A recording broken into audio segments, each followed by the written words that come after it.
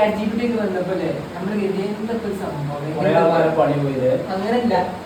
ChatGPT വന്നപ്പോ ഒരു രണ്ട് ബട്ടൺ വീട്ടിൽ അങ്ങോട്ട് ഒരുപാട് ഡാറ്റ അങ്ങോട്ട് ജനറേറ്റ് ചെയ്യാം. എന്ത് ചോദിച്ചാലും അറിയില്ലാന്ന് പറയില്ല, അതിന് അറിയുന്ന കോൺഫിഡന്റ് ആൻസർ ചെയ്തു. അതായത് ഹ്യൂമൻ ഒരു സപ്ലിമെന്റ് എന്നുള്ള രീതിയിൽ തന്നെ സംബന്ധിച്ച് നമ്മൾ ചെയ്യുന്ന എല്ലാ ജോബുകള് സുഖമായി. നമ്മള് ഫസ്റ്റ് വിചാരിച്ചെന്താ സുഖമായി പണി എന്തായാലും സാലറി ഇട്ടുണ്ട്, ജോലി സിമ്പിൾ ആവേണ്ട സുഖല്ലേ. പക്ഷെ എന്താ ലാസ്റ്റ് എന്തിനെന്താ നമ്മളെ റിപ്ലേസ് ചെയ്യുന്ന രീതിക്ക് അതായത് വളർന്നുകൊണ്ടിരിക്കാണ്.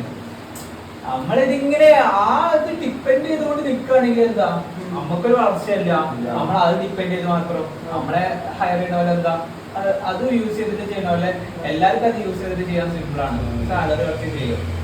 നമ്മുടെ രീതിയിൽ നമ്മക്കാണ് എയർ റിലേറ്റഡ് എന്തെങ്കിലും പ്രൊജക്ട് ചെയ്യാനോ കാര്യങ്ങളില്ല. നമ്മളെപ്പോഴും നോട്ട്സാക്കും ഫ്ലട്ടറിലൊക്കെ സ്പെസിഫിക് ആയിട്ടൊരു പ്രോഗ്രാമിംഗ് ലാംഗ്വേജ് നമ്മൾ വെറുതെ ടൈം സ്പെൻഡ് ചെയ്തുകൊണ്ട് ഒരു സർവീസ് ബേസ്ഡ് ആയിട്ട് അല്ലെങ്കിൽ ഫ്രീലാൻസ് ആയിട്ട് നമ്മൾ വർക്ക് ചെയ്തുകൊണ്ടിരുന്നത്. അപ്പോഴാണ് ഇങ്ങനത്തെ ഓരോ കാര്യങ്ങള് തോട്ട് വരുന്നത്. അതായത് നമ്മൾക്ക് എന്തെങ്കിലുമൊക്കെ എയർ റിലേറ്റഡ് ഒരു പ്രൊഡക്റ്റ് ചെയ്യണം, പ്രൊജക്ട് ചെയ്യണം. റിസോഴ്സ് ഒന്നും അവൈലബിൾ അല്ല. നമ്മൾ എന്ത് പ്രൊജക്ട് ചെയ്യണം വിചാരിച്ചാൽ ആരും എങ്ങനെ സ്റ്റാർട്ട് ചെയ്യാം, ഇനി നമുക്കൊണ്ട് ചെയ്യാൻ പറ്റുമോ, ഭയങ്കര കോംപ്ലിക്കേഷൻ ആണ്. ഇത് ഭയങ്കര കോസ്റ്റ്ലി അല്ലേ, ഇത് നമ്മളെ കൊണ്ട് പോസിബിൾ ആവും. കാരണം നമുക്ക് അതിന്റെ ഡാറ്റ നോക്കി കഴിഞ്ഞാൽ അതൊക്കെ ഒരു മോഡലേക്ക് ബിൽഡ് ചെയ്തിട്ട് ഇത്ര മണിക്കൂറുകൾ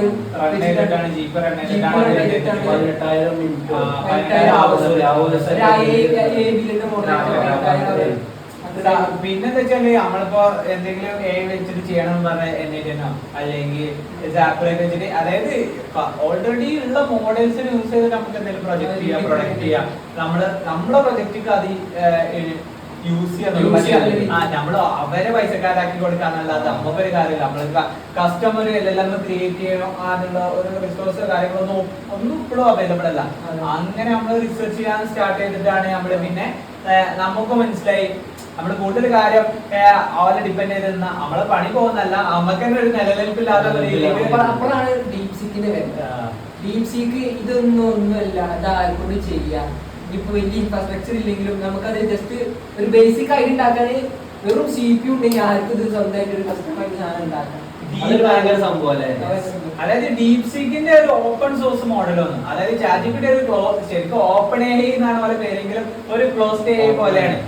ഒരു ഡാറ്റ ഓപ്പൺ സോഴ്സ് ഒന്നും കൊടുക്കണില്ല. അപ്പൊ നമുക്ക് അറിയില്ല ഇതിന്റെ ബാക്ക്ഗ്രൗണ്ടിൽ ഒരു പറഞ്ഞു 100 millions ഓഫ് കൊടുത്തിട്ടാണ് ഒരു ഡാറ്റിനെ ട്രെയിൻ ചെയ്യിപ്പിച്ച. അപ്പൊ അതായത് അപ്പൊ നമുക്ക് ആലോചിക്കാം ഇന്ത്യയിൽ നിന്നിട്ട് ഇങ്ങനെ ഇത്രയും നല്ല മോഡൽ ക്രിയേറ്റ് ചെയ്യണം, ഇത് എങ്ങനെ വർക്ക് ചെയ്യുന്നത് പോലെ അങ്ങനത്തെ രീതിയിൽ ചിന്തിക്കുമ്പോഴായിരിക്കും നമ്മളെ കൊണ്ടൊന്നും പറ്റില്ല. കുറച്ച് ചെലവിലായി നമ്മൾ അങ്ങോട്ട് പോകണം. നമ്മൾ തൽക്കാലം അങ്ങനത്തെ സോഫ്റ്റ്വെയറും കാര്യമൊക്കെ യൂസ് ചെയ്താണ് മുമ്പോട്ട് പോയാൽ മതി.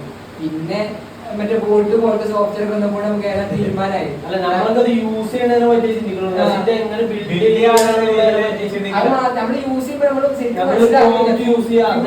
നമ്മളെ പണിയെടുക്കും ഫോണിലുള്ള കാര്യം അറിയെങ്കിലും പക്ഷെ ഇത്ര പെട്ടെന്ന് ഇത് ഒരു എന്താ പറയാ ഇങ്ങനെ സംഭവം വരുന്നു. അല്ലെങ്കിൽ ബോട്ടിന്റെ കേസ് ബോട്ടിനെ പോലത്തെ സോഫ്റ്റ്വെയർ വന്നുകൊണ്ട് നമുക്ക് ഒറ്റയടിക്ക് 2-3 ടെക്സ്റ്റ് പ്രോഗ്രാം അടിച്ചുമ്പോൾ ഒരു വെബ്സൈറ്റ് ബിൽഡ് ആയിട്ട് അത് ഡിപ്ലോയ് വരെ ചെയ്യുന്ന ഒരു അവസ്ഥയ്ക്ക് കിട്ടും. അപ്പൊ മനസ്സിലായി കൂടുതൽ കാര്യമൊന്നും ഇത് നിന്നിട്ട് കാര്യമില്ല. അല്ലെങ്കിൽ സോഫ്റ്റ്വെയർ ബിൽഡിങ് അല്ലെങ്കിൽ നമ്മൾ ചെയ്യുമ്പോൾ ഫ്രീലാൻസ് ആയിട്ട് അല്ലെങ്കിൽ സർവീസ് കമ്പനി ആക്കിയിട്ടൊന്നും കാര്യമില്ല.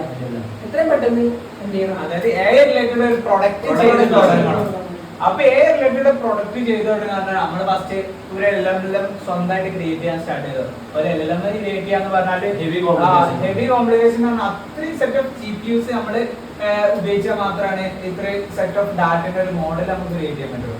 അപ്പൊ പിന്നെ നമുക്ക് ഏറ്റവും നല്ല മോഡൽ ബെറ്റർ ആയിട്ട് ഇപ്പൊ ഓപ്പൺ സോഴ്സ് ആയിട്ട് ഇപ്പൊ ഡീപ്സീക്കും ലാമയും അങ്ങനെ അലിബാബന്റെ കുറെ ആൾക്കാർ ഓപ്പൺ സോഴ്സ് ആയിട്ട് ഇതേപോലത്തെ ഡാറ്റ സെറ്റ്സ് എന്നല്ല ഒരു മോഡൽ ഫ്രീ ആയിട്ട് കൊടുക്കുന്നുണ്ട്.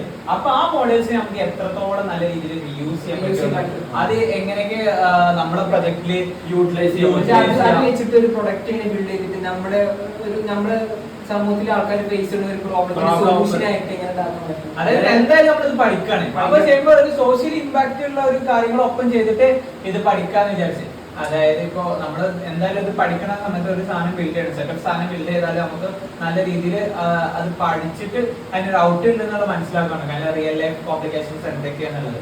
അപ്പൊ നമ്മൾ എന്തായി ഒരു സോഷ്യൽ ഇമ്പാക്ട് ഉള്ള ഒരു പ്രൊജക്ട് ഒപ്പം ചെയ്യാന്ന് വിചാരിച്ചത്. അപ്പൊ നമുക്ക് ഇപ്പൊ നമ്മൾ കുറെ ആൾക്കാർക്ക് കാണുന്ന ഫേസ് ചെയ്യുന്ന പ്രോബ്ലം അതിൽ ഒന്നാണ് ഈ സ്റ്റുഡൻസിനുള്ള ഡാറ്റ, അതായത് സെറ്റ് ഓഫ് ഡാറ്റ കറക്റ്റ് ആയിട്ട് LLM മോഡലിൽ അവൈലബിൾ അല്ല.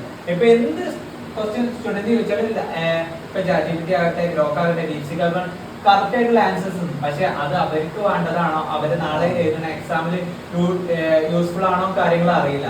ആ ഒരു പ്രോബ്ലം ഇതിനൊപ്പം സോൾവ് ചെയ്യാൻ നമ്മളുടേതായിട്ടുള്ള ഒരു LLM ക്രിയേറ്റ് ചെയ്യാം. കസ്റ്റം മോഡൽ നമ്മൾ ഉണ്ടാക്കുക. അതായത് ഒരു സിലബസോ കാര്യങ്ങളോ ഒന്നും ഇല്ലാതെയാണ് ഇത് പോയിക്കൊണ്ടിരിക്കുന്നത്. ഇപ്പൊ നിലവിലെ അതായത് സിലബസോ കാര്യങ്ങളോ എന്ന് വെച്ചാൽ ഇതിനറിയില്ല. ഇതില് ഏറ്റവും ടോപ്പ് നോച്ച് ആയിട്ടുള്ള ഡാറ്റയാണ് ഇവര് തരിക.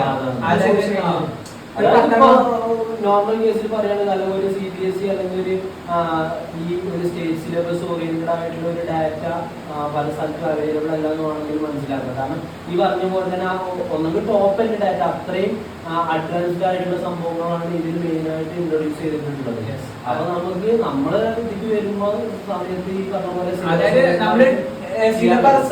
സിലബസ് ഓറിയന്റഡ് ആയിട്ടുള്ള data, previous year question paper, text books, ഇതൊക്കെ ലേൺ ചെയ്യിപ്പിച്ചിട്ട് ഒരു സ്റ്റുഡന്റ് ഹെൽപ്പർ AI ആണ് നമ്മൾ ഇൻട്രൊഡ്യൂസ് ചെയ്യാൻ അല്ലെങ്കിൽ നമ്മൾ ബിൽഡ് ചെയ്യാൻ ശ്രമിക്കുന്നത്.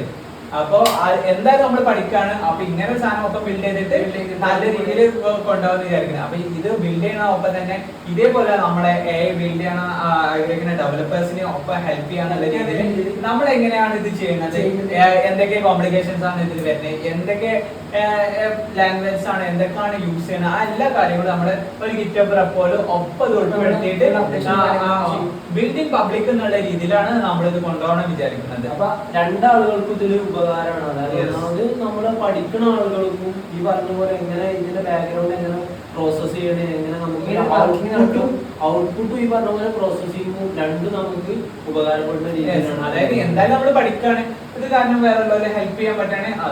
അതാണ് നമ്മള് മെയിനായിട്ട് നമ്മളിപ്പോ തന്നെ വർക്ക് ചെയ്യുന്ന ടൈം എന്ന് പറഞ്ഞാൽ രാത്രി ഒരു 7 മണി മുതൽ നമ്മൾ ഇരിക്കും. ആ രീതിയിൽ രാത്രിയാണ് നമ്മൾ സ്പെൻഡ് ചെയ്യണത്. അതായത് നമ്മള് നാച്ചുറലി ഉള്ള നമ്മുടെ എല്ലാ ടാസ്കും ഒപ്പം ചെയ്തിട്ട് അതിന്റെ ബാക്കിയുള്ള ടൈം ഒരു സൈഡായിട്ട് ഇത് തുടങ്ങിയിട്ട് വിജയിപ്പിക്കാനാണ് സർട്ടിഫിക്കറ്റ്. നല്ല രീതിയിൽ പോവാണെങ്കിൽ നമുക്ക് ഒരു സ്റ്റാർട്ടപ്പ് ആക്കിയിട്ട് കൺവേർട്ട് ചെയ്യാം. അതിപ്പോ അതായത് ഇപ്പോ കേരള ഗവൺമെന്റ്സിനൊക്കെ ഹെൽപ്പ് ചെയ്യുന്ന രീതിയിൽ, അതായത് സ്റ്റുഡൻസിനെ ഹെൽപ്പ് ചെയ്യാനുള്ള രീതിയിൽ ഒരു സാധനം ഇതൊന്ന് പ്രൊവൈഡ് ചെയ്ത് കൊടുക്കുക. സോഷ്യലൈസ് ചെയ്തിട്ടുള്ള ഒരു പ്രൊഡക്റ്റ്